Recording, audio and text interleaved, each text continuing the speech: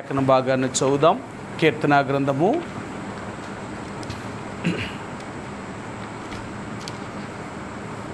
137వ అధ్యాయము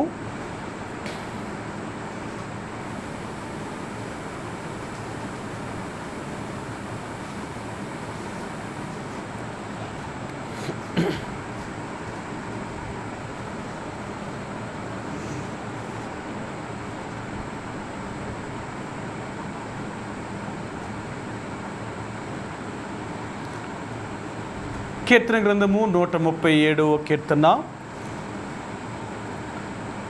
5వ వచనం నుంచి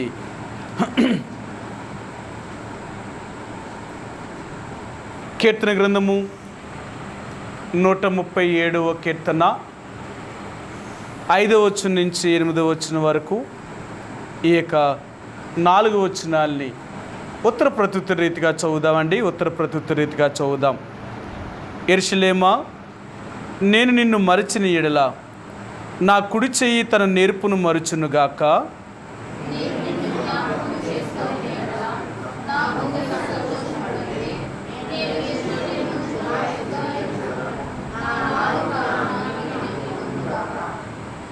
యెహోవా, ఏదోము జనులు చేసినది జ్ఞాపకము చేసుకొనుము. యెరూషలేము పాడైన దినమును జ్ఞాపకమునకు తెచ్చుకొనుము. దానిని నాశనము చేయుడి, సమూల ధ్వంసము చేయుడి అని వారు చాటించిరి కదా.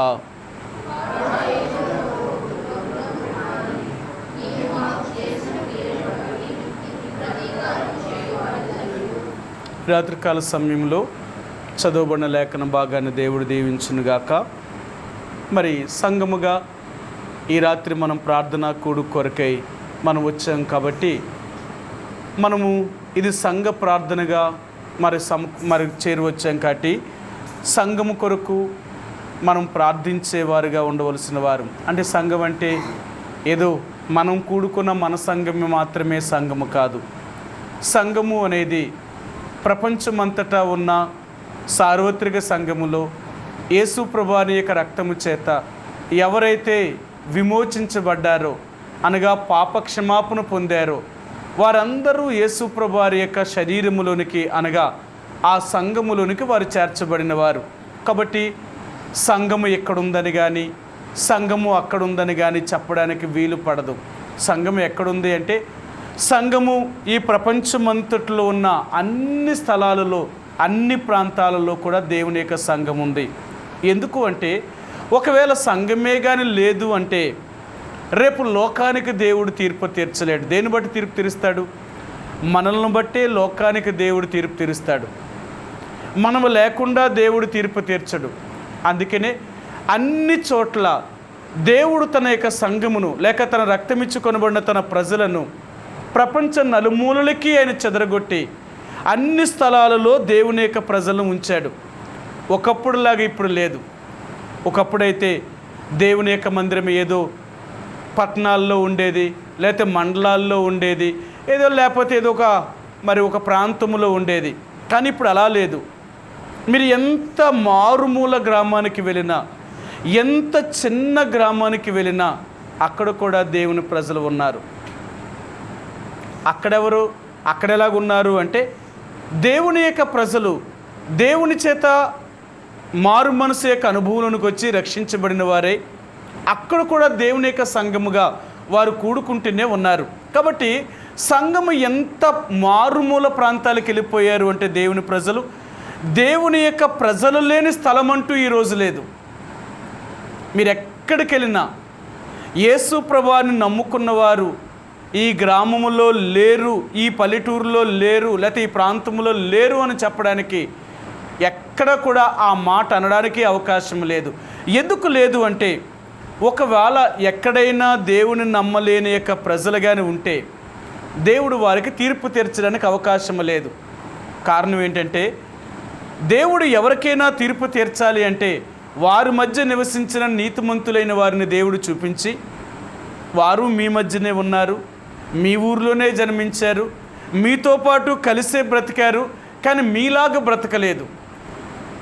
అందుకే వారిని నా రాజ్యంలోనికి నేను తీసుకువెళ్తున్నాను, మీకు నరకానికి అంటే సాతాన్ని మీరు వెంబడించడం వల్ల నరకానికి వెళ్తున్నారు అని దేవుడు వారిని బట్టి దేవుడు తీర్పు తీర్చేవాడు. మనందరికీ తెలుసు, 1 కొరింథీయులకు రాసిన పత్రిక 6వ అధ్యాయం అంటాడు, ఏమంటాడు అంటే మిమ్మల్ని బట్టి లోకమునకు తీర్పు జరగవలసి ఉండగా అంటాడు. మనల్ని బట్టే లోకానికి దేవుడు తీర్పు తీరుస్తాడు. కాబట్టి అందుకని దేవుని యొక్క ప్రజలు అన్ని స్థలాలలో వారిని ఉంచాడు. ఒకవేళ వాళ్ళని అడగొచ్చు, ప్రభువా నువ్వు చెప్పినట్లుగా అంత నీతిగా అంత యథార్థముగా జీవించిన వారు ఉన్నారంటవా? ఏది మాకు చూపించు. మేమున్న ప్రాంతాలలో, మేమున్న ఊర్లో, మేమున్న మరి పరిసరాల్లో ఉన్నారా? ఏది ఉంటే మాకు చూపించు అంటారట.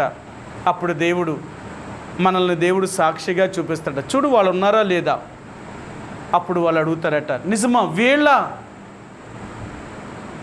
నిజంగానే చిత్తాన్ని అనుసరించారా? అవును, వాళ్ళే నేను చెప్పినట్లుగా జీవించారు. లేదంటారా? పోనీ వాళ్ళ మీద మీరు ఏదైనా చెప్పండి, వాళ్ళు ఇలా లేరు, వారు అలాగ ఉన్నారు, వీళ్ళు ఇది చేశారు, వాళ్ళు అది చేశారు, వాళ్ళు ఏమైనా చేస్తుంటే మీరు వారి మీద నేరారోపణ చేయొచ్చు అని దేవుడు ఇస్తాడట అవకాశం.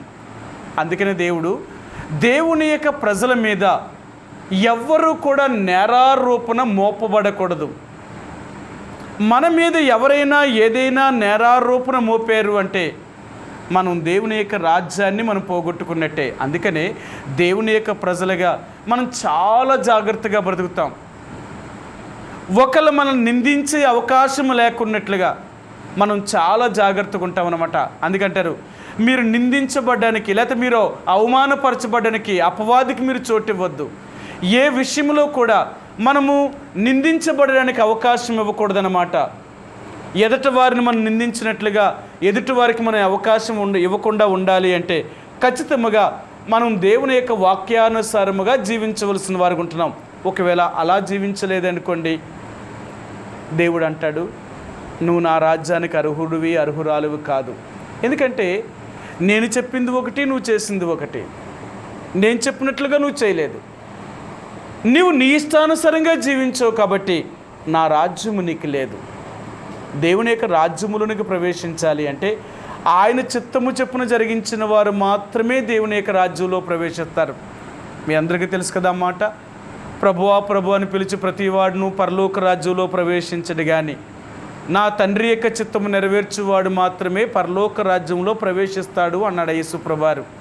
దేవుని యొక్క రాజ్యంలోనికి ప్రవేశించేవారు ఎవరు అంటే ఆయన యొక్క తండ్రి యొక్క చిత్తమును అంటే దేవుని యొక్క ఇష్టాన్ని నెరవేర్చేవారు మాత్రమే దేవుని యొక్క రాజ్యంలో ప్రవేశిస్తారు. కానీ దేవుని యొక్క ఇష్టాన్ని నెరవేర్చలేని వారెవ్వరూ కూడా దేవుని యొక్క రాజ్యములోనికి ప్రవేశించే అవకాశం వారికి లేదు. ఈ రాత్రికాల సమయంలో అలాగ కొనబడిన దేవుని యొక్క ప్రజల్ని మనం జ్ఞాపకం చేసుకోవడానికి సంఘ ప్రార్థనగా కూడుకున్నాం. ఏదో దేవుడిని నమ్ముకున్న తర్వాత దేవుడి కొరకు జీవించడము అనేది అంత సులభమైనది కాదు. ఎంత కష్టమో, ఎన్ని రకాలైన వాటిని మనం ఎదుర్కోవాలో, ఎన్ని సమస్యలను ఎదుర్కోవాలో, ఎన్ని పరిస్థితులు మనం ఎదుర్కోవాలో, వీటన్నిటినీ మనం తట్టుకొని నిలబడగలిగితేనే మనం జీవించగలుగుతాం. యేసుప్రభువారు ఈ భూమి మీద ఉన్నప్పుడు అదే చెప్పారు ఆయన, మంచి నేలను పడిన విత్తనము 30 దంతలుగాను 60 దంతలుగాను 100 దంతలుగాను ఫలించింది అంటే ఆ మంచి నేలను పడిన విత్తనము అంటే ఆ పంట పండడానికి ఎన్ని రకాలైన వాటిని తట్టుకోవాలి. ఈ రోజుల్లో వ్యవసాయం పండించేవారు వాళ్ళు చెప్తున్నారు, ఎంత వేసినా లాభం రావట్లేదండి, ఏదో ఒక తెగులు, ఏదో ఒక అనావృష్టి, అంటే తగిన సమయంలో వర్షం పడకపోవడం కానీ, ఒకవేళ పండిన తర్వాత వర్షం పడడం కానీ, లేక వేసిన తర్వాత మరి వర్షం పడకపోవడం వల్ల ఆ పంట పాడైపోవడం కానీ, లేక వర్షము ఎండ అన్నీ సక్రంగా ఉన్నాయంటే ఏదో ఒక తెగులు వచ్చి ఆ పంటకు పాడు చేయడం, ఎన్నో కీటకాలు వచ్చి పురుగులు వచ్చి దాన్ని తినివేయడం, ఇలాగ ఎన్నో రకాలుగా ఆ పంటలు పాడవుతున్నాయి. పంట పండించే రైతు అనేవాడు అన్ని విషయాల్లో ఆ పంటను చాలా జాగ్రత్తగా ప్రతిరోజు గమనిస్తూ చూసుకుంటూ ఉంటాడు. అలా చూడకపోతే ఆ పంట పండదు. అలాగే యేసు ప్రభువారిని అంగీకరించిన నీవు నేను కూడా ఈ లోకములో అన్ని పరిస్థితుల్ని అంటే లోకములో మనకు ఎదురవుతున్న శత్రువైన సాతానుడు తీసుకొచ్చే ప్రతి ఒక్క శోధనను, ప్రతి ఒక్క పరీక్షను, ప్రతి ఒక్క సమస్యను, అది కష్టమే కానీ, దుఃఖమే కానీ, బాధే కానీ, ఏడుపే కానీ, వేదనే కానీ, ఇలాంటి ఏ పరిస్థితి మన జీవితంలోకి వచ్చినా అన్నిటినీ మనం తట్టుకొని నిలబడాలండి. అలా తట్టుకోలేదా మనం ఫలించేవారుగా ఉండలేం. అందుకనే ఈ రాత్రి దేవుడు మనకు జ్ఞాపకం చేసేదంటే, దేవుని యొక్క సంఘము అనగా దేవుని యొక్క స్వరక్తమిచ్చి సంపాదించుకున్న ఆ ప్రజలు ఈ ప్రపంచమంతటా అన్ని స్థలాలలో ఉన్నారు. వారు ఎక్కడైతే ఉంటున్నారో ఆ ప్రాంతాల్లో వారెంతో అవమానాన్ని, వారెన్నో నిందలను, ఎంతో తృణీకారాన్ని, ఎంతో కష్టాన్ని, బాధను అనుభవిస్తున్నారు. ఈ రోజున దేవుణ్ణి నమ్ముకున్న తర్వాత అంత సులభముగా వారి జీవితాన్ని సంతోషంతో జీవిస్తా లేదండి. ఎన్నో సమస్యలు వారు అనుభవిస్తున్నారు, ఎన్నో కష్టదుఖాలు గుండా వారు వెళ్తున్నారు. అలాంటి దేవుని ప్రజల కొరకు మనం ప్రార్థించవలసిన వారు ఉంటున్నాం. యేసు ప్రభువారు ఈ భూమి మీద ఉన్నప్పుడు ఆయన ప్రార్థన చేశాడు, ప్రభువా, ఎవరైతే నువ్వు వారిని ఎన్నుకున్నావో వారి కొరకు మాత్రమే నేను ప్రార్థిస్తున్నాను, కానీ ఈ లోకము కొరకు నేను ప్రార్థించటం లేదు అంటాడు ఆయన. యోహాను సువార్త 17వ అధ్యాయము. యేసు ప్రభువారు ఈ భూమి మీద ఉన్నప్పుడు ఆయన చేసిన చాలా పెద్ద ప్రార్థన అన్నమాట. ఈ ప్రార్థనలో యేసు ప్రభువారు ఈ భూమి మీద ఆయన ప్రార్థన చేశాడు. ఆయన ఎలా చేశాడో మీకు చూపిస్తాను. 9వ వచనమండి, 17వ అధ్యాయము యోహాను సువార్త 9వ వచనం. నేను వారి కొరకు ప్రార్థన చేయుచున్నాను, లోకము కొరకు ప్రార్థన చేయటం లేదు. నీవు నాకు అనుగ్రహించి ఉన్నవారు నీవారైనందున వారి కొరకే ప్రార్థన చేయుచున్నాను. యేసు ప్రభువారు ఈ భూమి మీద ఉన్నప్పుడు ప్రార్థన చేశాడట, ప్రభువా, ఎవరినైతే నాకు అనుగ్రహించినావో వారి కొరకు మాత్రమే నేను ప్రార్థిస్తున్నాను. ఎందుకంటే వారు ఎన్నో పరీక్ష పరిశోధనలను తట్టుకోవలసిన వారు, ఎన్నో కష్ట నష్టాలను భరించవలసిన వారు. ఎందుకంటే నేను నమ్ముకున్నవారు అంత తేలిగ్గా జీవించడం అంత సులభమేమీ కాదు. ఎవరైతే నిన్ను నమ్ముకుంటారో వారిని లోకము ఎన్నో శ్రమల గుండా, బాధల గుండా తీసుకువెళ్తుంది. నేను ఈరోజు వాట్సాప్లో చూశానన్నమాట, ఒక ఆయన పెట్టారు, ఎన్నో గ్రూప్స్ వస్తాయి కాబట్టి. ఛత్తీస్గఢ్లో ఒక క్రైస్తవ విశ్వాస చనిపోయినప్పుడు ఆ ఊర్లో ఉన్న వాళ్ళందరూ కూడా పెద్ద స్ట్రైక్ చేశారన్నమాట. ఏంటంటే, మా ఊర్లో ఇతను సమాధి చేయడానికి అవకాశం లేదు, వాడు క్రైస్తవుడిగా దేవుణ్ణి నమ్ముకున్నాడు కాబట్టి మా ఊర్లో సమాధి చేయొద్దు. చూడండి ఎలాగుందో. మరి ఏం చేస్తారు ఇప్పుడు? ఊరోళ్ళందరూ ఒకటైపోయారు.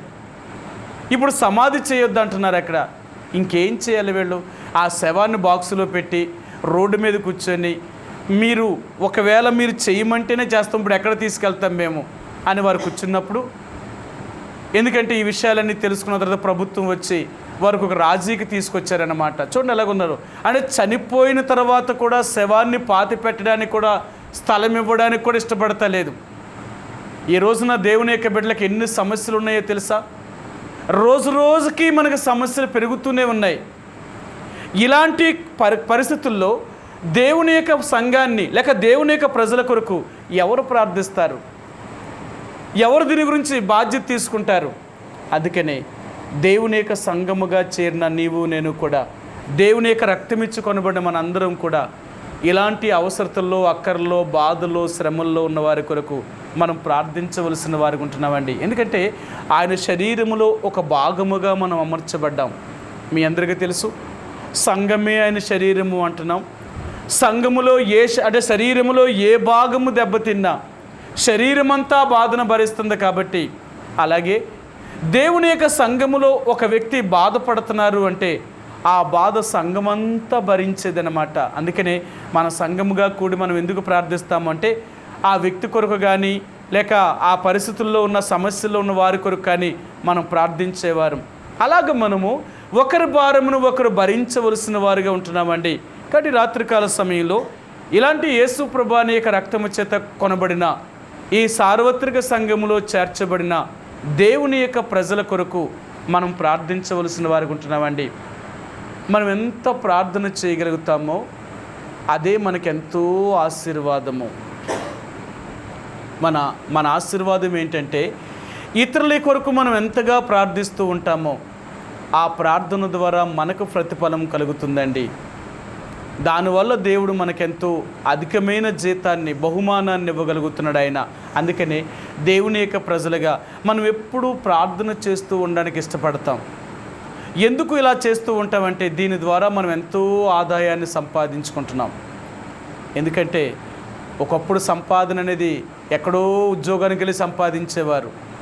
ఇప్పుడేమి సంపాదించేవాడు ఆఫీసుల్లోకి వెళ్ళి, ఎక్కడో కంపెనీల్లోకి వెళ్ళి, లేకపోతే ఎక్కడికో దూర ప్రాంతాలకు వెళ్ళి సంపాదిస్తలేదు.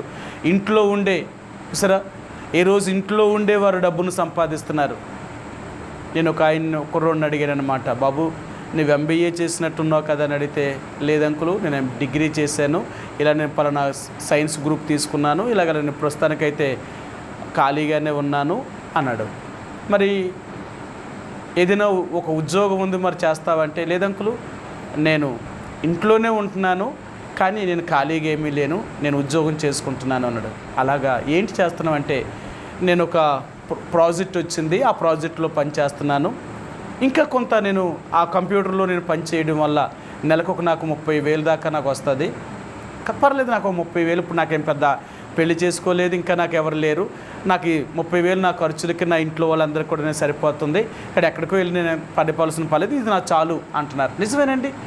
ఈరోజు క్రైస్తవుడిగా నీవు నేను కూడా ఎక్కడికో దూర ప్రాంతాలకు వెళ్ళి, ఎక్కడెక్కడికో ఎవరు వెళ్ళని చోటకెళ్ళి మనం సువార్త చేసి అక్కడికి అలా చేస్తేనే మనకి ఏదో బహుమానం దేవుడిస్తాడు అనుకోవడానికి ఏమీ లేదు. నీ ఇంట్లో కూర్చొని నువ్వు దేవుని యొక్క ప్రజల కొరకు, దేవుని యొక్క సంఘము కొరకు, హింసించబడుతున్న వారి కొరకు నీ ఇంట్లో కూర్చొని ప్రార్థన చేసిన నీకు జీతం దేవుడు అలాగే ఇస్తాడు ఆయన. కాబట్టి ప్రార్థించేవారు చాలా గొప్పవారండి. ప్రార్థన అనేది ఒక క్రైస్తవుడికి ఒక వీరుని యొక్క లక్షణం అన్నమాట. అందుకనే బైబిల్ గ్రంథంలో మీకు ఆ ఎఫెసీయులకు రాసిన పత్రిక 6వ అధ్యాయంలో క్రీస్తు యేసు యొక్క సైనికుడు అనేవాడు ఆయుధాలు ఎలా ధరించుకుంటాడు, ఏం చేస్తాడు అని మనం అన్నీ చదివాం. ఎన్నోసార్లు మీకు ఎన్నో వారములు చెప్పాను ఆ విషయాలన్నీ కూడా. చివరిలో అంటాడు, ఏమంటాడు అంటే, ప్రతి విధమైన అంటే మెలకువగా ఉండి అతడు ప్రార్థన చేయాలి. ఆయుధం ఏంటంటే, చివరి ఆయుధం ఏంటంటే ప్రార్థన. ఆ సైనికుడికి ఇదే లేకపోయిందంటే ఎన్ని చేసినా అది వ్యర్థమే అంటున్నాడు కదా. ఒక మాట చూపిస్తాను మీకు. ఎఫెసీయులకు రాసిన పత్రిక 6వ అధ్యాయము చివరి వచ్చినవండి. అంటే అందులో ఈ సైనికుడు అనే విషయంలో చెప్పబడినప్పుడు 18వ వచ్చినవండి. 6:18 ఆత్మ వలన ప్రతి సమయమునందును ప్రతి విధమైన ప్రార్థనను విజ్ఞాపనమును చేయుచు ఆ విషయమే సమస్త పరిశుద్ధుల నిమిత్తము పూర్ణమైన పట్టుదలతో విజ్ఞాపనము చేయుచు మెలకువగా ఉండుడి. ప్రార్థన అనే ఆయుధము, ఇదొక ఆయుధం అన్నమాట. ఈ ప్రార్థన అనే ఆయుధం ఎలాగుంటుందంటే మెలకువ, ఎప్పుడూ సిద్ధముగా ఉండాలి. సైనికుడు అన్నీ ధరించి తన దగ్గర ఒక గన్నును కూడా పెట్టుకొని ఓ కవచాన్ని తొడుక్కొని అతడు నిద్రపోతున్నాడు అనుకో, శత్రువు అతని మీద దాడి చేసి అతను చంపడానికి చాలా అవకాశం ఉంటుందన్నమాట. ఎందుకంటే మెలకువగా లేదు నిద్రపోతున్నవాడిని చంపడం పెద్ద కష్టమేమి కాదు. మెలకువగా ఉన్నవాడినైతే చంపలేరేమో కానీ మెలకువగా లేనివాడినైతే వారు చంపగలరు. అందుకనే క్రైస్తవుడిని అంటే శత్రువు సాతానుడు ఎవరి మీద దాడి చేస్తాడు అంటే ఇలాంటి ప్రార్థనా జీవితం లేని వారి మీద దాడి చేస్తాడు. ప్రార్థనా జీవితం ఎక్కడైతే ఎవరిలో అయితే లోపిస్తుందో, ఎక్కడైతే ప్రార్థన తక్కువ అవుతుందో అక్కడే వారికి అనేకమైన సమస్యలు పడుతున్నారన్నమాట.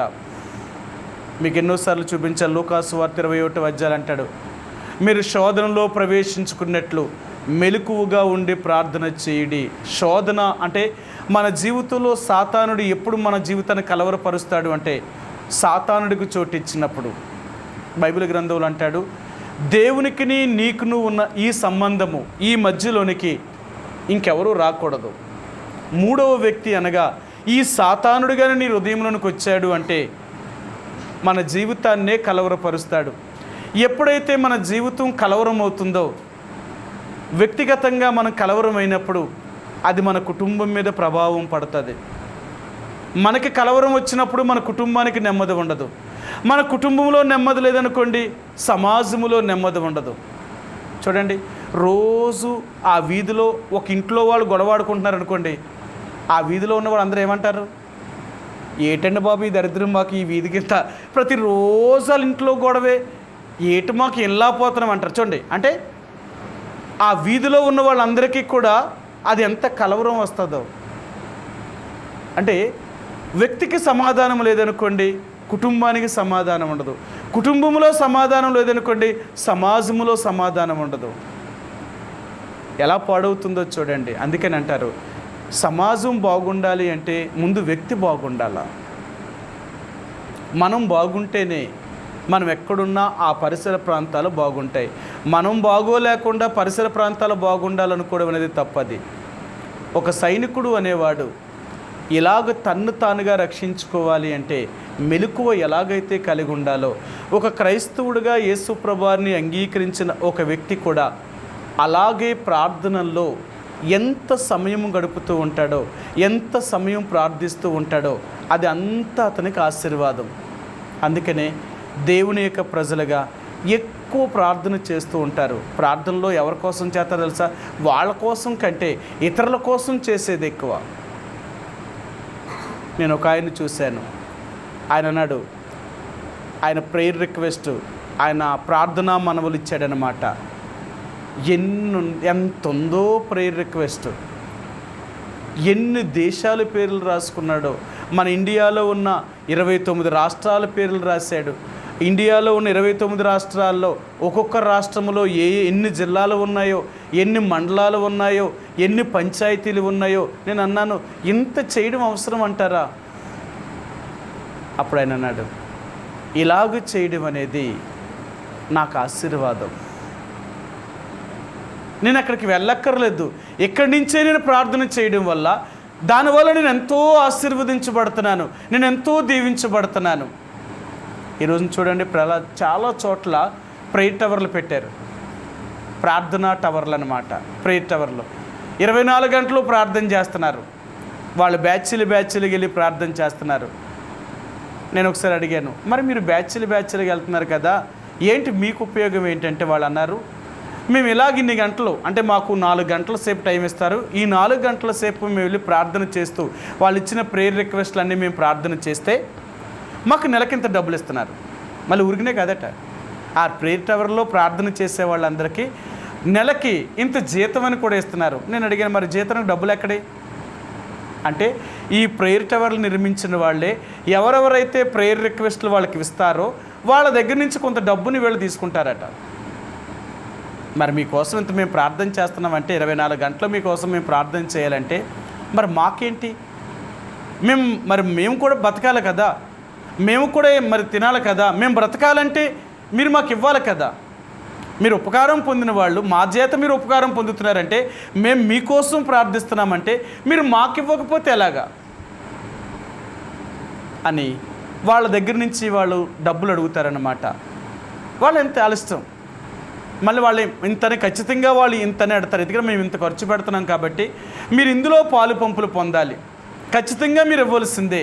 అలాగైతేనే మీ ప్రేయర్ రిక్వెస్ట్లో మేము ప్రార్థన చేస్తాం, లేకపోతే లేదు.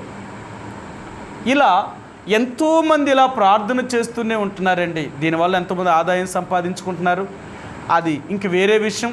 అయితే ఏదేమైనా ప్రార్థన చేసేవాళ్ళు ఎక్కువగా వారి జీవితాలు ఫలవంతముగా ఉంటాయండి. ఎవరి జీవితము ఫలవంతంగా ఉంటుంది అంటే, ప్రార్థించేవారు ఎప్పటికీ కూడా నెమ్మదిగాను సుఖముగాను వీరు బ్రతుకుతారు. మీ అందరికీ తెలుసు కదా, తిమోతికి రాసిన మొదటి పత్రిక 2వ అధ్యాయం అంటాడు, మనం నెమ్మదిగాను సుఖముగాను మాన్యత కలిగి మనం బ్రతకాలి అంటే మనం లోకంలో మనం ప్రార్థించేవారిగా ఉండాలి అంటాడు ఆయన కదా. సరే చూద్దాం. అపోస్తలుడైన పౌలు తిమోతికి రాసిన మొదటి పత్రిక 2వ అధ్యాయము 2వ వచనమండి.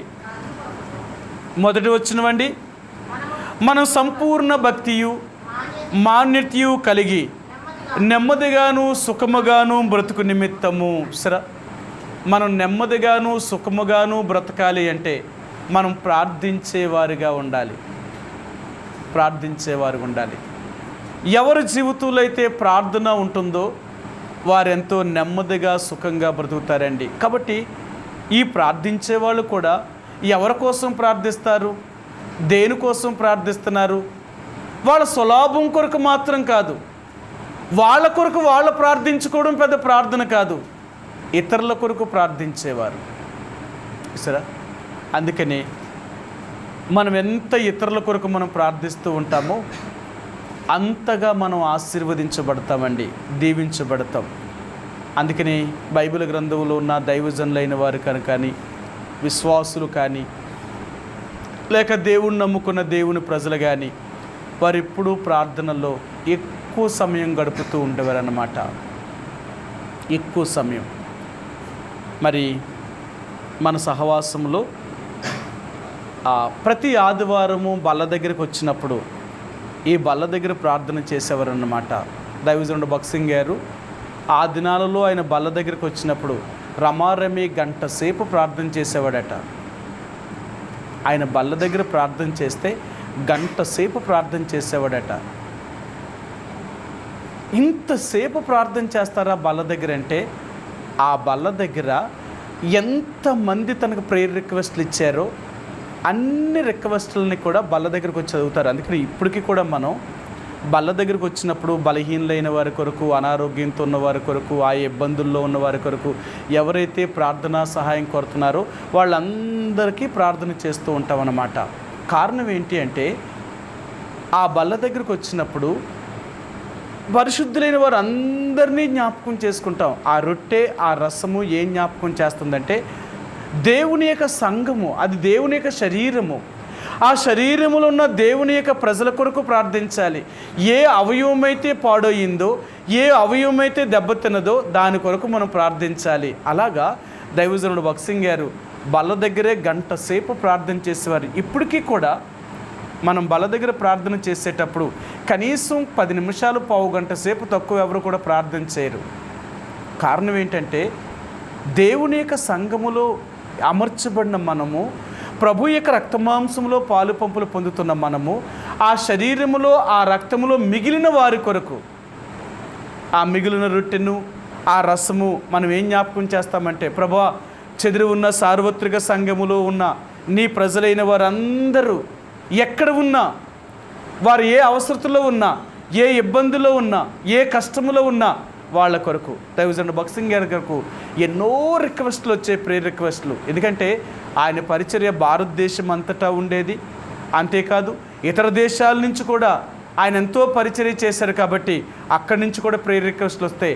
అందరి కొరకు ఎవరైతే ఆయన కొరకు ప్రేయర్ రిక్వెస్ట్ అడిగారో, ప్రార్థన మనం అడిగారో, సహాయం అడిగారో అందరినీ ప్రార్థన చేసేవారు. ఎందుకు అంటే, దేవుని యొక్క ప్రజలుగా ఇది మన కర్తవ్యము. మన బాధ్యత ఏంటి అంటే, దేవుని యొక్క సంఘము కొరకు ప్రార్థించాలా. ఇది మనందరూ నేర్చుకోవాలి. ఒకవేళ సంఘము కొరకే కానీ మనం ప్రార్థించలేదు, మన వ్యక్తిగతంగా మన కోసం మాత్రమే మనం ప్రార్థన చేస్తే దేవుడు అంటాడు, నీ ప్రార్థన స్వార్థముతో కూడింది. ఎప్పుడు నువ్వు బాగుండాలా, నీ కుటుంబం బాగుండాలా, నీ బంధువులు బాగుండాలా, ఇంతేనా నీ ప్రార్థన? ఇది స్వార్థం. అది నువ్వు ఎప్పుడు ప్రార్థించినా నీ కోసము కాదు ప్రార్థించవలసింది. ముందు దేవుని యొక్క ప్రజల కొరకు ప్రార్థించు, దైవజనులైన వారి కొరకు ప్రార్థించు. దేవుని యొక్క ప్రజల కొరకు నువ్వు ఎప్పుడైతే ప్రార్థన చేయగలుగుతావో అప్పుడే దేవుడు నీ ప్రార్థనను అంగీకరించగలిగిన వాడు. నిన్ను గురించి నువ్వు ప్రార్థన చేసుకోవడం కాదు, ఇతరుల కొరకు ప్రార్థన చేయి. అది నేర్పించాడు యేసుప్రభువారు. ఈ లోకంలో ఉండగా ఆయన జీవితంలో ఎప్పుడు కూడా తన కోసం తను ఏది ప్రార్థించలేదు. ఏది ప్రార్థించినా తన ఇతరుల కొరకు మాత్రమే ప్రార్థించాడు. అలాగే తన శిష్యులకు కూడా నేర్పించాడు. మాకు అది కావాలి, ఇది కావాలి, ఇది తండ్రి, అది తండ్రి అని ఎప్పుడూ ఆయన ప్రార్థించలేదు. ఆయన శిష్యులు కూడా, ఎందుకంటే వాళ్ళ కోసం అంటూ వాళ్ళు ఏది అడుక్కోవడానికి కూడా ఇష్టపడలేదు వాళ్ళు. కారణం ఏంటంటే, మేము దేవుని కొరకు జీవిస్తున్నాం, దేవుని యొక్క సంఘము కొరకు ప్రార్థిస్తున్నాం. కాబట్టి దేవుడు మా కొరకు మా సమస్యలను ఆయన తీర్చగలుగుతాడు. మీకు ఒక మాట చూపిస్తాను. అపోస్తలుడైన పౌలు ప్రార్థన చేసేవాడు. ఆయన ఎలాగ చేసేవాడు అంటే ఈ రాసిన 14 పత్రికల్లో ఆయన గురించి మీరు చూస్తే ఆయన చాలా భారముతో ప్రార్థన చేసేవాడు. అపొస్తలుల కార్యములు 20వ అధ్యాయము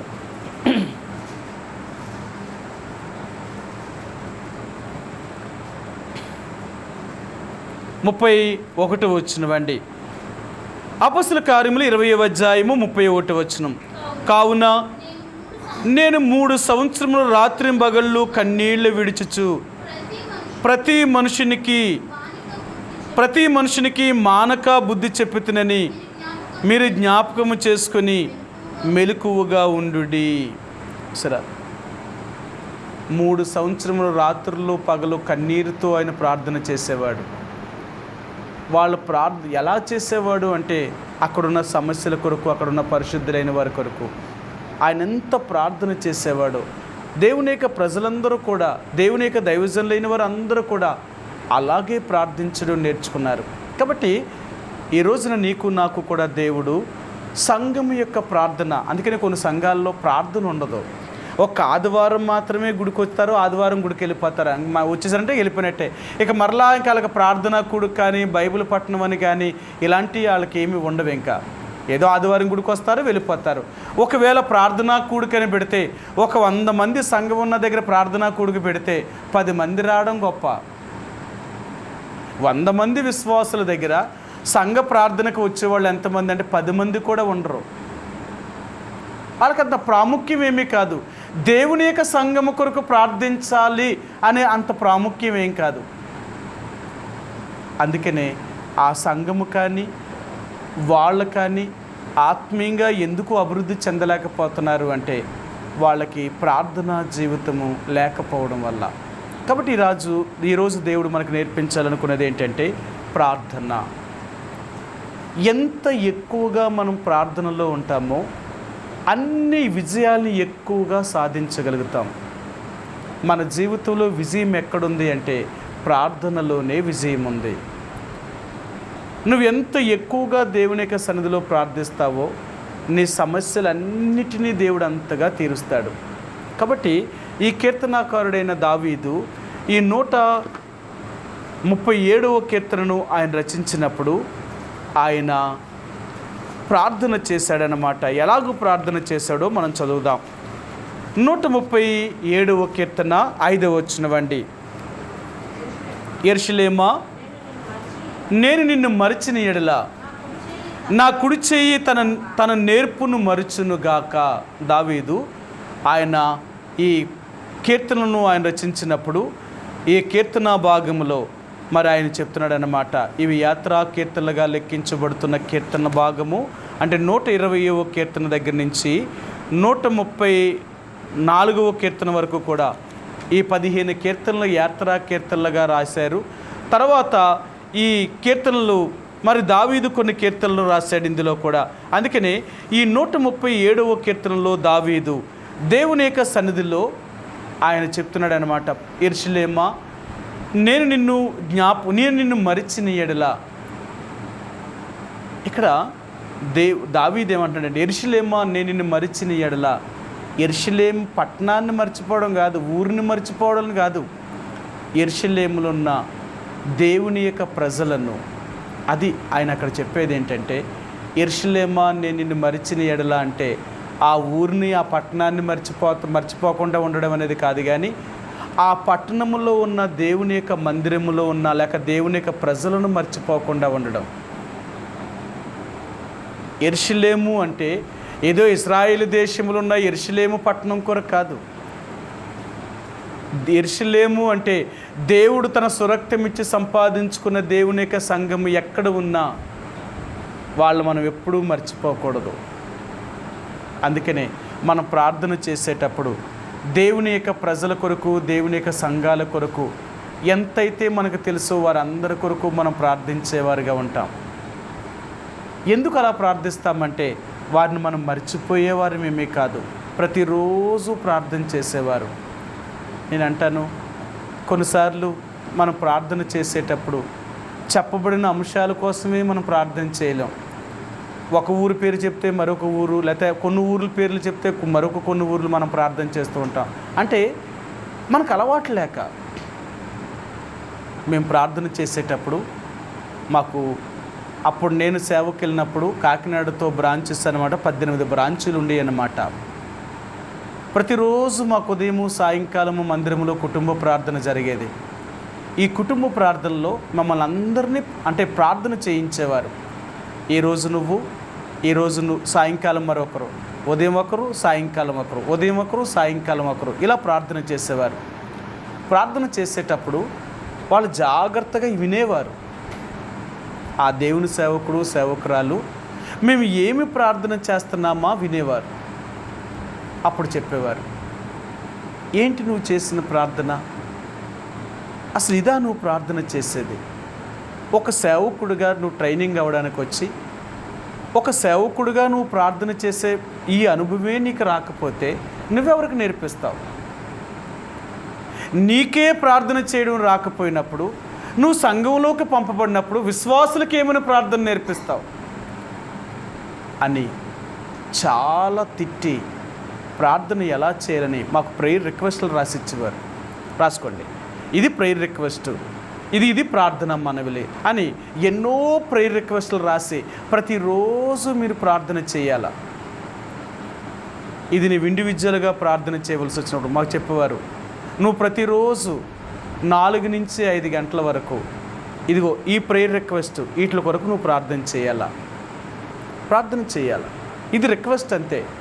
సంఘంలో ఉన్న సమస్యల కొరకు, పరిశుద్ధులైన వారి కొరకు, వారికి ఉన్న సమస్యల కొరకు ఇవన్నిటినీ నువ్వు ప్రార్థన చేయాలా. ఇది రిక్వెస్ట్ అన్నమాట. ఇలా మాకు ప్రార్థన చేయడం నేర్పించారు. అలా నేర్పించడం వల్ల మాకేం అలవాటు అయిందంటే సంఘములో ఉన్న సంఘము అంటే ఎన్ని స్థలాల్లో ఉన్నా సరే అన్ని స్థలాల కొరకు మేము ప్రార్థన చేసేవారు. ఆ రోజున మేము కుటుంబంగా ప్రార్థన చేయాలంటే కనీసం 15 గంట 20 నిమిషాలు ప్రార్థన చేసేవాళ్ళం. 18 స్థలాల్లో ఉన్న విశ్వాసుల కొరకు, వారికున్న సమస్యల కొరకు, వారికున్న అక్కర్ల కొరకు, అక్కడున్న మందిరాల అవసరతల కొరకు ఇవన్నీ ప్రార్థన చేయించేవారు. ఏంటి ప్రార్థన అంటే ఇది ఇలాగనుకుని ఇలా ముగించేయడమా? సరే, ఇది కాదు ప్రార్థన. అసలు ప్రార్థన అంటే దేవుడికి సమ్మని చెప్పడం అంటే ఇంతమంది దేవుని ప్రజలు మన మీద ఆధారపడి అంటే మన ప్రార్థనా సహాయం మనకు కోరుతున్నారు. వీళ్ళ కొరకు మనం ఎంత ప్రార్థిస్తున్నాం? ఒకవేళ అలాగగానే వాళ్ళు మరిచాము అంటే ఇక మనం చేసేదేంటి? కాబట్టి దేవుని యొక్క ప్రజలుగా ప్రార్థన చేయడం అనేది నేర్పించేవారు. అలాగ మాకు ప్రార్థన చేయడం అలవాటు అయిందనమాట. అందుకని అంటాను, ప్రార్థన చేయడం పెద్ద కష్టమేముందంటారు. మీరు చూడండి, ఒకవేళ ప్రార్థన చేయవలసి వస్తే ఎంతసేపు చేస్తారు మీరు? ఒకప్పుడు పరిశుద్ధ సమాజ కుడుకులు పెట్టేవారు. ఈ పరిశుద్ధ సమాజ కుడుకుల్లో చైన్ ప్రేయర్ ఉండేదన్నమాట. ఆ 5 రోజులు ఆ పరిశుద్ధ సమాజ కుడుకులో చైన్ ప్రేయర్ అనమాట. 24 గంటలు ప్రార్థన చేయాల. ఈ 5 రోజులు ఆగకుండా ప్రార్థన చేయాలన్నమాట. అప్పుడు అక్కడ చెప్పేవారు, మీరు చైన్ ప్రేయర్కి మీరు మీ పేర్లు ఇవ్వండి. చైన్ ప్రేయర్ జరుగుతుంది. సహోదరులు వేరు, సహోదరులు వేరు. సహోదరుల వైపు ఉన్నవారు సహోదరులకి తీసుకునేవారు, సహోదరుల వైపు ఉన్నవారు సహోదరుల పేర్లు తీసుకునేవారు. వారు చెప్పేవారు, ఈ గంట అంటే 6 నుంచి 7 గంటల వరకు పలానా బ్యాచ్, 7 నుంచి 8 వరకు పలానా. అందులో ఆ బ్యాచ్లో 4 3 వేసేవారు అనమాట. 4 3 వేసేవారు. వీళ్ళు 4 3 అక్కడ ప్రేయర్ రిక్వెస్ట్ల కాగితాలు ఉంటాయన్నమాట. ఆ ప్రేయర్ రిక్వెస్ట్ల కాగితాల్లో ఏమైతే రాయబడిందో వాళ్ళ ప్రార్థనా సహాయం కోరుతున్నారో, కాన్వకేషన్లు జరుగుతున్న వాళ్ళు అక్కడ ఏమైతే రిక్వెస్ట్ పెట్టారో వాటిని కొరకే ప్రార్థన చేయాలి. ఇంక ఏ విషయాల కొరకు ప్రార్థన చేయకూడదు. అలా ప్రార్థన చేయాలి. వీళ్ళు 3 గంట సేపు ప్రార్థన చేయాలి. వీళ్ళు గంట అయ్యేటప్పుడు మరి ఇంకో 3 వచ్చేస్తారన్నమాట. వాళ్ళు షిఫ్ట్ అయిపోద్ది అన్నమాట. ఇలా గంటలు అలా ప్రార్థన చేయడం అలవాటు అయిపోతే ఇంకా అప్పుడు ఒక్కలే పట్టుకుంటే గంట సేపు ప్రార్థన చేసేవారు. అర్థమైందా? ప్రార్థన ఎలా చేసేవారంటే అసలు ఇంకా ఆగేవారు కాదన్నమాట. అలవాటు అది.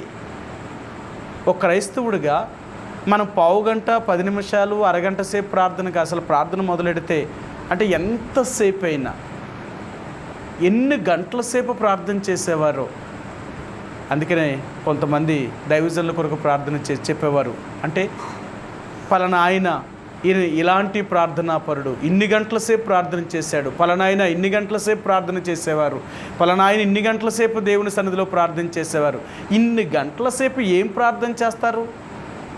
మనం గట్టిగా ప్రార్థన చేస్తే పావు గంట సేపు చేస్తే మళ్ళీ ఇంకా తర్వాత మనం ఏం ప్రార్థన చేయాలో మనకే తెలియదు. మరి గంటలు ఎలా ప్రార్థన చేస్తున్నారు? వాళ్ళు ఎదుట ఎన్నో సమస్యలు కనపడుతున్నాయి. దేవుని యొక్క సంఘాల్లో జరుగుతున్న సమస్యలు, దేవుని ప్రజల మధ్య జరుగుతున్న సమస్యలు, దేవుని ప్రజలు సార్వత్రికంగా చెదిరి ఉన్న పరిశుద్ధులైన వారి కొరకు ఎక్కడ పలానా చోట ఎన్ని స్థలాల్లో ఇలాంటి ఇబ్బందులు జరుగుతున్నాయి, ఈ అన్ని వాటి కొరకు వాళ్ళెంతో భారముతో ప్రార్థన చేసేవారు. అది ప్రార్థన అంటే ఏంటంటే నీ ప్రార్థనలో భారం ఉండాలి. వాళ్ళెవరో నాకెందుకులే, వాళ్ళు కూడా మన ప్రజలే, అంటే దేవుని యొక్క రక్తంతో కొనబడిన వారే. వాళ్ళు ఎక్కడున్నా మనం అందరము యేసు ప్రభువారి యొక్క శరీరములో అమర్చబడిన భాగములు మనందరం కూడా. అందుకనే మనం అందరము కలిసి ప్రార్థించేవారు, ఒకరి కొరకు ఒకరు ప్రార్థించేవారు.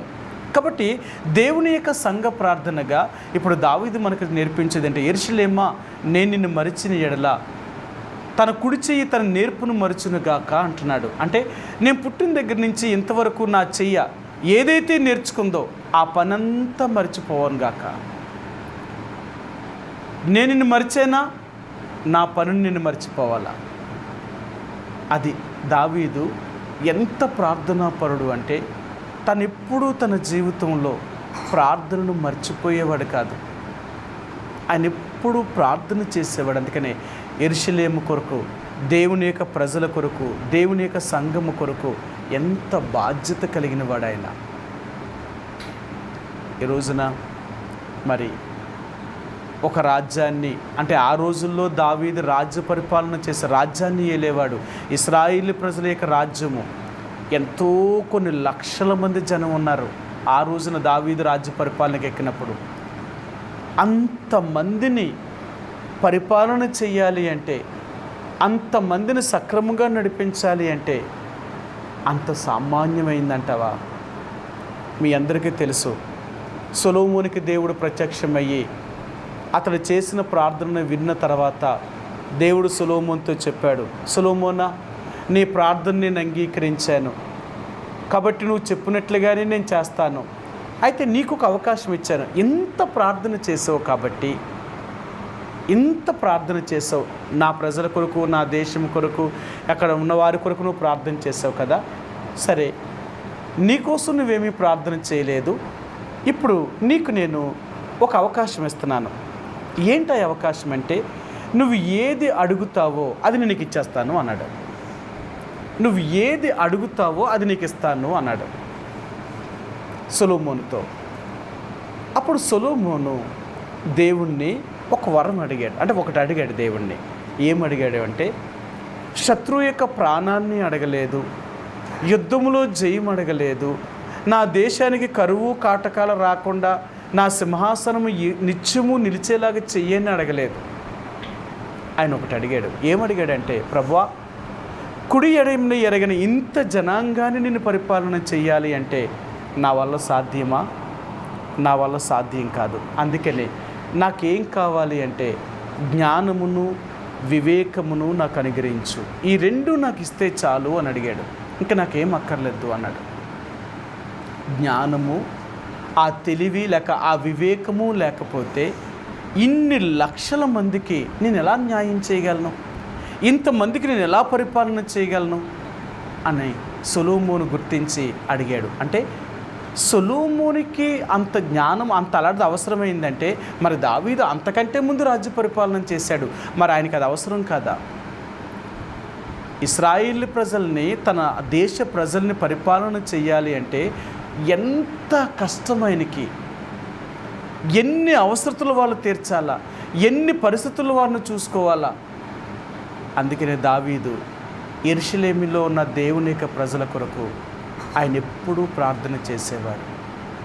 ప్రభువా ఈ ప్రజలకు నేను ఏ రీతిగా సహాయం చేయగలను, ఆ ప్రజలు ఏ కష్టంలో ఉన్నారు, ఏ బాధలో ఉన్నారు, ఎలాంటి పరిస్థితుల్లో ఉన్నా వారికి నేను సహాయం చేసేలాగా నాకు సహాయం చేయి, అటువంటి జ్ఞానము నాకు అనుగ్రహించు, అటువంటి తెలివిని నాకు అనుగ్రహించు అని దావీదు దేవుడి దగ్గర ఎంత ప్రార్థన చేసేవాడో.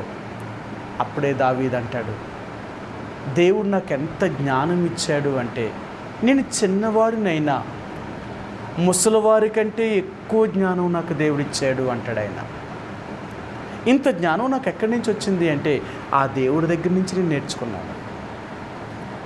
అందుకని దావీదు గురించి అన్నప్పుడు, ఇశ్రాయేలు ప్రజలకు 40 సంవత్సరములు ఆయన పరిపాలన చేసినప్పుడు తన ప్రజలకు ఏ కష్టము ఏ బాధ లేకున్నట్లుగా 40 సంవత్సరములు వారిని కాపాడాడండి. అందుకంటాడు, దావీదు తన పితరులకు సేవ చేసి నిద్రించి.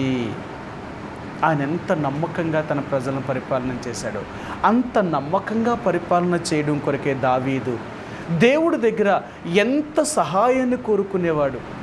ప్రతిరోజు ఆ దేశంలో ఉన్న దేవుని యొక్క ప్రజల కొరకు వారి అక్కర్లు వారి సమస్యలు తెలుసుకొని వారికి ఏ రీతిగా సహాయం చేసేవాడు.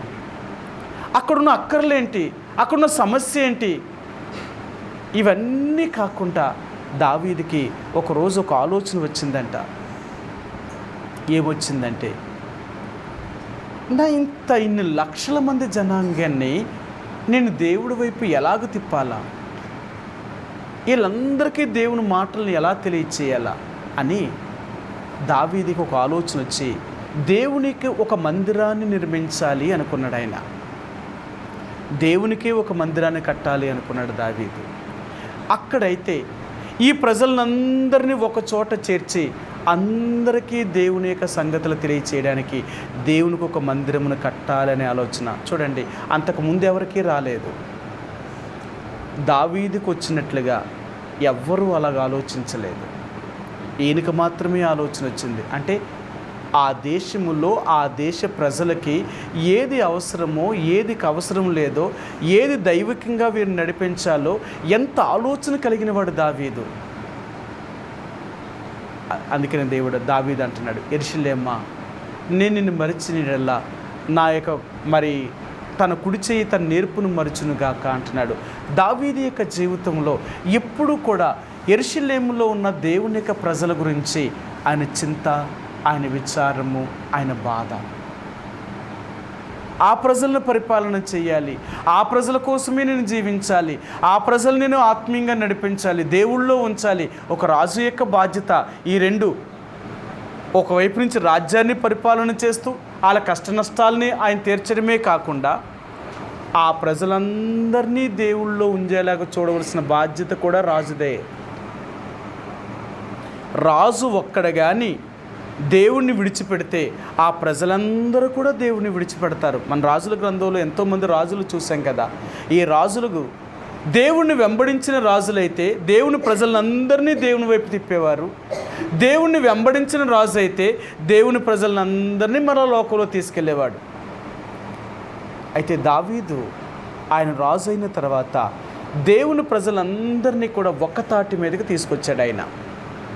మీరు చూడండి, సౌలు చనిపోయినప్పటికీ రాజ్యము 2 భాగాలుగా చీలిపోయింది. ఇశ్రాయేలు ప్రజలు 10 గోత్రాల వారునేమో సౌలు కుమారుడికి సపోర్ట్ చేశారు. దావీదుకి 2 గోత్రాల వారు మాత్రమే సపోర్ట్ చేశారు. 3 సంవత్సరముల 3 నెలల పైన దావీదు యోదావారికి రాజుగా ఉన్నాడు. ఆ తర్వాత ఇశ్రాయేలు ప్రజలు ఈ 10 గోత్రాల వారు కూడా మరలా దావీదు దగ్గరకు వచ్చి, నువ్వు ఇద్దరికైనా అంటే యోదావారికైనా నువ్వు రాజుగా ఉంటావు, మాకు రాజుగా ఉండవా? మేము నీకు నీ మాంసంలో మాంసము కాదా, నీ ఎముకలో ఎముక కాదా, మమ్మల్ని ఎందుకు వదిలేస్తావు అని మరలా ఇశ్రాయేలు ప్రజల పెద్దలైన వారు అందరూ వచ్చి దావీదు దగ్గరకు వచ్చినప్పుడు మరలా దావీదు రాజు అయ్యాడు. ఆయన అంటే 12 గోత్రాల వారికి ఆయన రాజు అయ్యాడు. వాళ్ళందరినీ కలిపాడు. ఇప్పుడు ఇశ్రాయేలు ప్రజల్లో ఉన్న 10 గోత్రాలు ఈ 2 గోత్రాలు వేరైనప్పుడు మరలా ఈ రెండిటిని కలిపి 12 గోత్రాలుగా వీరు చేసి రాజ్యాన్ని మరలా కొనసాగించడం ప్రారంభించారు. అందుకే కదా సొలొమోను దగ్గరికి వచ్చినప్పుడు రాజ్యము తన కుమారుడిని రెహబాము దగ్గరికి వచ్చినప్పుడు మళ్ళీ 2 చీలిపోయారు. వీళ్ళు 10 గోత్రాలు వేరైపోయారు, మరి 2 గోత్రాలు ఒకటయ్యారు. అంటే ఎందుకు చెప్తున్నాను అంటే దేవుడు దేవుని యొక్క ప్రజలను నడిపించడం అంటే అది సామాన్యమైనది కాదు. చాలాసార్లు అంటాం, ఒక నాయకుడి గురించి తేలిగ్గా మాట్లాడతారు, కానీ ఒక రాజ్యాన్ని నడిపించడం అనేది, ఒక రాష్ట్రాన్ని కాపాడడం అనేది, లేక ఒక దేశాన్ని నడిపించడం అనేది అంత సామాన్యమైన విషయం కాదండి. ఒకసారి చూడండి, మన ఇంట్లో నలుగురు ఉంటే మన ఇంటిని చక్కదిద్దుకోవడానికి కొన్ని రాత్రులు నిద్ర అట్టదు మనకి. మన ఇంట్లో నలుగురు ఉంటేనే మనకే నిద్ర అట్టదు ఏదైనా సమస్య ఉంటే. అలాంటిది ఒక రాష్ట్రాన్ని పరిపాలన చేయాలంటే ఒక ముఖ్యమంత్రికి ఆ మంత్రి ఎంత పని చేస్తాడో చూడండి. ప్రజలకి ఏది అవసరం, ఏది ఇస్తే వాళ్ళ సమస్యలు తీరుతాయి, ప్రజలకి ఏ కష్టం నుంచి వారిని బయటికి తీసుకురావాలా, ఎలాంటి హామీలు మనం ఇవ్వాలా, వారు ఎప్పుడు మనం నమ్మాలంటే మనం ఏం చేయాలా. ఆ నాయకుడు ప్రజల కోసం పాటుపడేవాడు. ఒక రాష్ట్రాన్ని నడిపించే ఒక ముఖ్యమంత్రికి ఎంత బాధ్యత ఉంటే మన దేశాన్ని నడిపించే ఒక ప్రధానమంత్రి ఇంకెంత ఆలోచించాలా. సామాన్యం కాదండి. ఒక దేశాన్ని నడిపించడం అంటే ఎన్ని రకాలుగా దేశాన్ని అభివృద్ధిలోకి తీసుకురావాలా, ఎన్ని అవసరతలు ఉన్నాయి, ఇవన్నిటినీ ఆ ఒక్కడు చెయ్యాలా. ఆ ఒక్కడి చేతిలో ఇంకా అనేక మంది మంత్రులు ఉంటారు. వాళ్ళు ఏది చేయాలన్నా పైనవాడు సలహా తీసుకుంటేనే కానీ వీళ్ళు చేయడానికి అధికారం లేదు. చూడండి ఎలాగుందో. మరి దావీదు ఒక రాజు అయ్యాడు అంటే ఆయన ఎంతగా ఉండేవాడు తెలుసా. ఆ ప్రజల కొరకు ఎంత ప్రయాసపడేవాడు. అందుకని అంటున్నాడు, యెరూషలేమా నిన్నెప్పుడూ నిన్ను మర్చిపోలేదు. ఎందుకంటే యెరూషలేం అంటే నాకు అంత ఇష్టం. దేవుని యొక్క సమాజము ఉండే స్థలం అది, దేవుని ప్రజలు ఉండే స్థలం అది. అందుకనే దావీదు ఎక్కువగా వినేవాడు, యెహోవా నేను మందిరాన్ని, నీ తేజో మహిమ నిలిచే స్థలమును నేను ప్రేమిస్తాను. నాకు ఏదంటే ఇష్టమో తెలుసా, నీ మందిరము, నీ ప్రజలంటేనే నాకు ఇష్టం. ఇంతకంటే నాకు ఇష్టమైంది మరొకటి లేదు అంటాడు ఆయన. చివరిగా చూపిస్తాను మీకు 16వ కీర్తన గ్రంథము 16వ అధ్యాయము 2 వచనం అండి. 16వ అధ్యాయము 2, 3 వచనాలు. నీవే ప్రభుడవు, నీకంటే నాకు క్షేమాధారం ఏదియూ లేదని యెహోవాతో నేను మనవి చేయదును. నేను ఇలాగు అందును, భూమి మీదనున్న భక్తులే శ్రేష్ఠులు, వారు నాకు కేవలము ఇష్టలు. నాకెవరు ఇష్టమైన వారు అంటే 1 దేవుడు, 2 దేవుని యొక్క ప్రజలు. అందుకని దావీదు యెరూషలేమును ఎందుకంత ఎక్కువగా ప్రేమించాడు అంటే అది దేవుడు ఉండే స్థలం. అది దేవుడు చెప్పాడు, నా దృష్టి నా మనసు ఎప్పుడూ ఇక్కడే ఉంటుందని చెప్పాడు. రెండవదిగా అక్కడ దేవుని యొక్క ప్రజలు ఉండే స్థలం అది. అందుకనే ఈ 2 అంటే నీకు చాలా ఇష్టం. ఈరోజు దేవుని యొక్క ప్రజలుగా మనకేదంటే ఇష్టం? మనకు దేవుడు అంటే ఇష్టం, కానీ దేవుని సమాజం అంటే మాత్రం మనకి ఇష్టం ఉండదు. దేవుడు అంటున్నాడు, నువ్వు నన్ను ప్రేమించావు అంటే నా సంఘాన్ని, అంటే నా పిల్లల్ని కూడా నువ్వు ప్రేమించాలా. నన్ను ఒకలాగా, నా పిల్లల్ని ఒకలాగా నువ్వు చూడకూడదు. ఎక్కడికైనా మనం వెళ్ళామనుకోండి, మనల్ని బాగా చూసి మన పిల్లల్ని బాగా చూడలేదనుకో మనకు ఎంత కోపం వస్తుందో. నన్ను ఒకటి, నా పిల్లల్ని ఒకట, నన్నంటే నా పిల్లలు అన్నట్టు కదా, లేకపోతే వాళ్ళనంటే నన్ను అన్నట్టు కదా. మరి దేవుడు, నేనంటే మీకు ఇష్టం కానీ నా పిల్లలంటే మీకు ఇష్టం లేదా? అదలాగా. అందుకనే దేవుని యొక్క బిడ్డలు దేవుణ్ణి ఎంత ప్రేమిస్తారో దేవుని ప్రజల్ని కూడా అంతే ప్రేమిస్తారు. దేవుని ప్రజల్ని ఎంత ప్రేమించగలుగుతామో దేవుడిని అంత ప్రేమించినట్టు. అందుకని బైబిల్ గ్రంథంలో అంటాడు, నువ్వు కనిపించే ఒక వ్యక్తిని ప్రేమించలేనప్పుడు నువ్వు కనిపించిన దేవుడిని ఎలాగ నువ్వు ప్రేమించగలవు? నువ్వు దేవుణ్ణి ప్రేమిస్తున్నాను అంటే నీ కళ్ళెదురుగుండా కనపడుతున్న ఒక మనిషిని ప్రేమించు. ఆ మనిషిని నువ్వు ప్రేమించగలిగితే నువ్వు దేవుణ్ణి ప్రేమించినట్టే. కాబట్టి దేవుని యొక్క ప్రజలుగా మనం ఎప్పుడూ కూడా దేవుణ్ణి ప్రేమించడమే కాదు, దేవుని యొక్క ప్రజల్ని కూడా మనం ప్రేమించేవారు. ఎంత దేవుణ్ణి మనం ప్రేమిస్తామో దేవుని ప్రజల్ని కూడా అంత ప్రేమిస్తాం. అప్పుడే మనం ఆశీర్వదించబడతాం. దావీదు నేర్చుకున్నది ఏంటంటే, దేవుని యొక్క మందిరాన్ని కోరుకున్నాడు, ఆ యెరూషలేమును ప్రేమించాడు. రెండవదిగా యెరూషలేములో ఉన్న దేవుని యొక్క ప్రజల్ని ప్రేమించాడు. కాబట్టి అంత ఆశీర్వదించబడ్డారు వారి కుటుంబం, వారంతా దీవించబడ్డారు. ఈరోజు దేవుడు అంటున్నాడు, ప్రార్థనకు వెళ్ళే ముందుగా మనం నిజంగా ఆశీర్వదించబడాలి అంటే, నిజంగా మన సమస్యలు పరిష్కరించబడాలి అంటే, దేవుణ్ణి కానీ, దేవుని మందిరాన్ని కానీ, దేవుని ప్రజల గురించి కానీ మనం ఎంత ప్రయాసపడుతున్నాం, ఎంత ప్రేమించగలుగుతున్నాం, వాళ్ళ విషయంలో మనం తీసుకున్న బాధ్యత ఏంటి? కాబట్టి దావీదు అంటున్నాడు, యెరూషలేమా, నేను నిన్ను మరిచిన ఎడల నా కుడి చెయ్యి తన నేర్పును మరుచునుగాక అంటున్నాడు. ఒకవేళ నేను ఎప్పుడైనా మర్చిపోయి ఉంటే, నేను ఇంతకాలం నేర్చుకున్న నా పని మర్చిపోవునుగాక.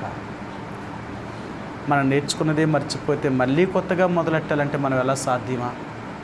కాబట్టి ఈ రాత్రి దేవుడు అంటున్నాడు, మన జీవితంలో కూడా ఎప్పుడు మనం దేవుని యొక్క మందిరాన్ని, దేవుని యొక్క ప్రజల్ని మర్చిపోయేవారం కాదు. దేవుని యొక్క ప్రజలు అనేవారు ఈ సార్వత్రిక సంఘము, ప్రపంచమంతటా ఉన్న దేవుని యొక్క ప్రజల కొరకు మనం ప్రార్థించవలసిన వారు ఉంటున్నామండి. వాళ్ళందరి కొరకు మనం ప్రార్థించిన తర్వాతే చివరగా, ప్రభా ఇది నా సమస్య అని చివరగా మనం ప్రార్థిస్తాము. అప్పుడు మన సమస్యను చెప్పుకుంటామే తప్ప, అంతేకాని మన సమస్య ఏదో మనకు పెద్దదిగా కనిపించి ఇతరులకు సమస్యలేమో మనకు తేలిగ్గా కనిపించేవి కాదు. ఇతరులకు సమస్యలే మనకు పెద్దవి, మన సమస్య ఎప్పుడు మనకు చిన్నది. నువ్వెప్పుడైతే నీకున్న సమస్యను చిన్నదిగా ఎంచుకుంటావో నువ్వు దేనికి భయపడవు. నీ సమస్య నీకు పెద్దదిగా కనిపించింది అంటే నువ్వెప్పటికీ ప్రార్థించలేవు ఇతరుల కొరకు. ఎప్పుడు నీ సమస్య నీకు పెద్దదిగా కనపడుతున్నప్పుడు ఆ సమస్య కోసమే ప్రార్థిస్తావు. నీ ఎదుట ఇంత పెద్ద సమస్య ఉన్నదని వారి కోసం నువ్వు ప్రార్థించలేకపోతున్నావు. అందుకనే నీ సమస్యలు ఎప్పుడూ కూడా నీకు చిన్నవి, నీ ఎదుట కనపడుతున్న సమస్యలే పెద్దవి. వాటి కొరకు ముందు ప్రభువుని అడుగు. ప్రభా, నీ ప్రజలు, నిన్ను నమ్ముకున్నవారు ఎలాంటి సమస్యల గుండా వెళ్తున్నారు, ఎలాంటి ఇబ్బందులు గుండా వెళ్తున్నారు, ఎలాంటి బాధల గుండా వెళ్తున్నారు, ఎన్ని పరీక్షలు గుండా వారు వెళ్తున్నారు. ఈ రోజుల్లో దేవుని సంఘం ఎలా హింసించబడుతుందో మనం చూస్తున్నాం కదా. ఎంత భయంకరంగా తెలుసా? కొడుతున్నారు, చంపుతున్నారు, ఊరి నుంచి వెలివేసేస్తున్నారు. వాళ్ళని మరి భయంకరంగా జైల్లో పెట్టి బెయిల్ కూడా రాకుండా వాళ్ళు ఎన్ని రకాలుగా ఇబ్బంది పెడుతున్నారు దేవుని ప్రజల్ని. ఇలాంటి వారి యొక్క బాధ్యత, అలాంటి కష్టంలో ఉన్న వారి కొరకు మనం ఏం చేస్తున్నాం? అసలు మన ప్రార్థన ఏంటి? అంటే అలాంటి పరిస్థితి మనకు వస్తేనే కానీ మనకు ఆ బాధ అర్థమవుదా?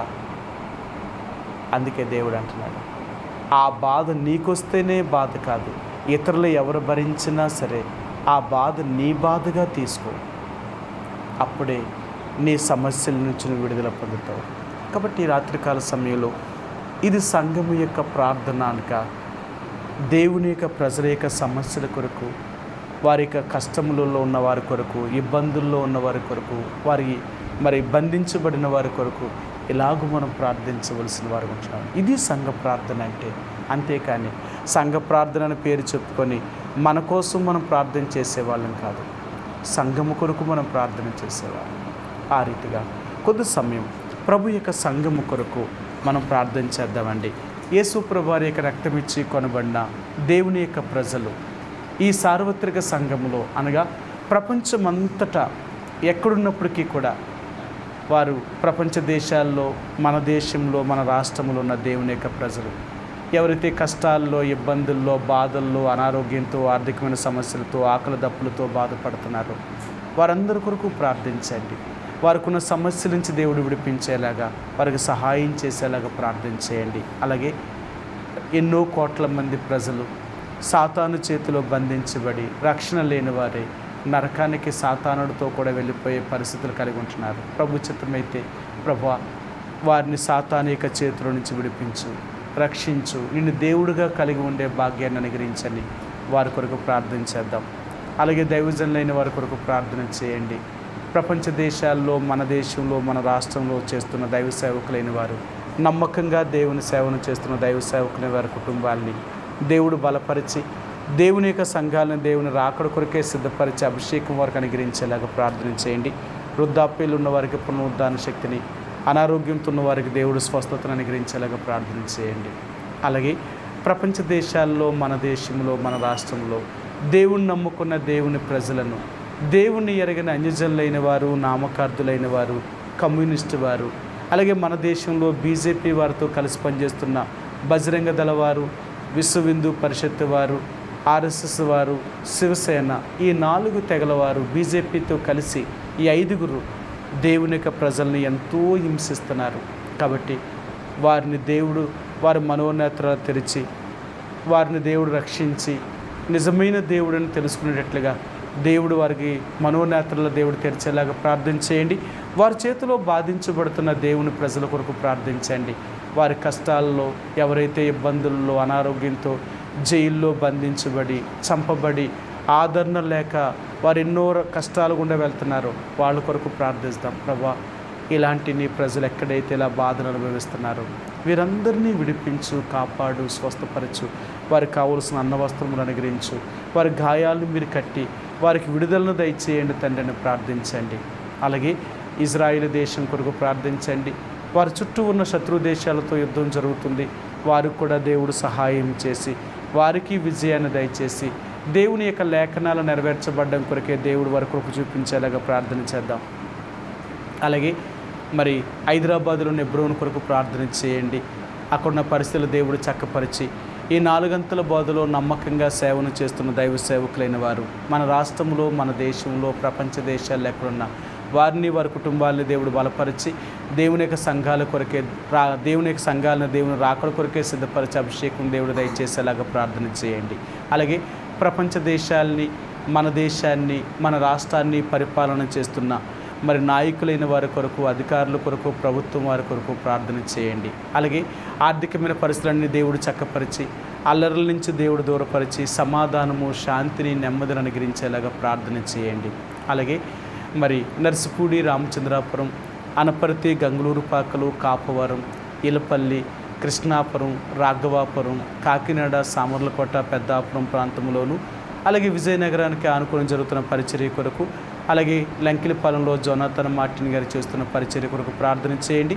వారి అవసరత కొరకు లంకిలిపాలెంలో మందిరం నిర్మాణంలో ఉంటుంది. ప్రభు వారికి సహాయం చేసేలాగా ప్రార్థన చేయండి. అలాగే ఏలేశ్వరము, రాజవొమ్మంగి, మరి కొండపిల్లలు ఉన్న విశ్వాసుల కొరకు ప్రార్థన చేయండి. అక్కడికున్న విశ్వాసులు కూడా ఆత్మీయమైన క్షేమాభివృద్ధి చెంది ఏది వింటున్నారో దాన్ని అనుసరించేలాగా ప్రార్థన చేయండి. అలాగే 29వ తేదీన కొండపల్లిలో యెహోవా-యిరే ప్రార్థనా మందిరంలో వివాహం కూడా జరగనై ఉంటుంది. సోదరుడు పాల్ రాజు, సోదరి ఎస్తేరు ఇరువురు వధువరులను దేవుడు సిద్ధపరిచేలాగా ప్రార్థన చేయండి. 2 కుటుంబాల మధ్య ఉన్న ప్రతి అవసరతను దేవుడు తీర్చేలాగా ఆ దినము దేవుని యొక్క నామమునకు మహింకరంగా జరిగేలాగా ఏది అన్య సంప్రదాయ పద్ధతులు ఏది కూడా జరగకున్నట్లుగా దేవుడి యొక్క చిత్తానుసారంగా జరిగేలాగా ప్రభు సహాయం చేసేలాగా ప్రార్థన చేయండి. వాతావరణాన్ని కూడా దేవుడు స్వాధీనంలో ఉంచుకొని ఎటువంటి ఆటంకకరమైన పరిస్థితులు రాకున్నట్లుగా ప్రార్థన చేయండి. అలాగే నర్సీపట్ల ఉన్న విశ్వాసుల కొరకు ప్రార్థన చేయండి. వెనకబడుతున్న వారి కొరకు ప్రార్థన చేయండి. వస్తున్న వారు ఆత్మీయంగా ఎదిగేలాగా ప్రార్థన చేయండి. నూతనమైన వారు దేవుని యొక్క మందిరానికి రాగలగుట్లో ప్రభు ద్వారం తెరిచేలాగా ప్రార్థన చేయండి. అలాగే తర్వాత ఆదివారం పరిచర్య కొరకు ప్రార్థించండి. ఈ స్థలంలోనూ కొండపిల్లలు నిలబడే వారిని దేవుడు అభిషేకించి వాడుకునేలాగా తిరిగి మరి ప్రభు యొక్క మరి ఆదివారం పరిచర్య కొరకు ప్రార్థించేయండి. అలాగే తిరిగి మరి బెర్షెబా కట్టబడిన ప్రతి కుటుంబం కొరకు ప్రార్థన చేయండి. రెండవదిగా మరి మీ వ్యక్తిగతంగా మీ కుటుంబంగా ఉన్న మీ సమస్యల కొరకు కూడా ప్రార్థించండి.